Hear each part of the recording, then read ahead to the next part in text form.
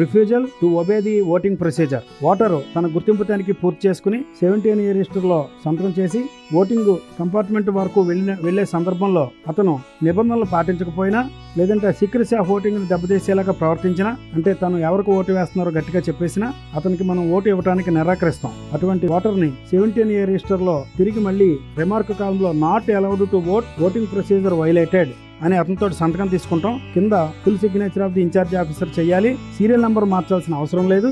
అదేవిధంగా evening 17C అంటే ballot paper account పూర్తి చేసిన సందర్భంలో పార్ట్ 1 ఐటమ్ నెంబర్ 4లో 49M conduct of election rules కింద ఇటువంటి కేసులు ఎన్ని వచ్చాయనేటువంటి సంఖ్యను కూడా నమోదు చేయాల్సిన బాధ్యత ప్రిసైడింగ్ ఆఫీసర్కు ఉంది.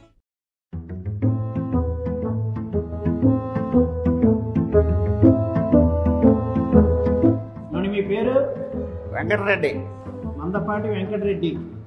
వాటర్ సీరియల్ నెంబర్ 294 మందపాటి వెంకటరెడ్డి. Epic car. సార్ కొద్దిగా ముందుకు వెళ్ళండి. సంతకం చేస్తారా?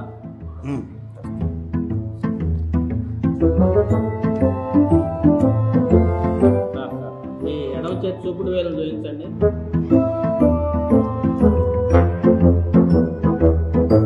పక్కన స్లిప్పులు తీసుకోండి సార్. ఎడవ చేయి చూపుడు వేలు చూపించండి, అది జేబులో పెట్టుకోండి.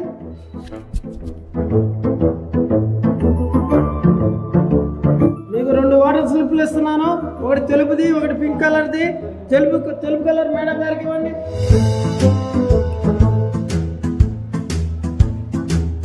సార్ మీకు కంపార్ట్మెంట్కి వెళ్ళి ఓటు వేయచ్చు. లోక్సభ ఎన్నికలకు ఓటు వేయాల్సి వస్తుంది. బ్యాలెట్ రిలీజ్ చేస్తున్నాను, ఓటు వేయండి. నేను కోడిగుత్తిగా ఓటేస్తాను. ప్రిసైడింగ్ ఆఫీసర్ గారు సీక్రెసీ ఆఫ్ ఓటింగ్ వైలేట్ చేశారు.